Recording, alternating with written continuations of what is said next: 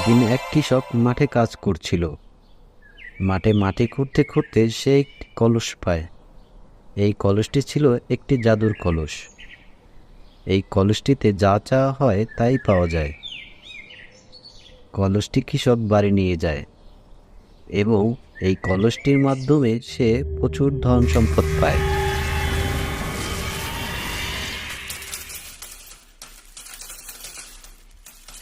আস্তে আস্তে কৃষক অনেক বড়লোক হয়ে যায়। একদিন এক চোর কলসটি চুরি করে নিয়ে যায়। চোরটি অধিক সম্পদের আশায় কলসটি ভেঙে ফেলে এবং দেখতে পায় কলসটির ভিতর কিছুই নেই। তাই সে বুঝতে পারে অতিলোভ করলে জীবনে সব কিছুই হারাতে হয়।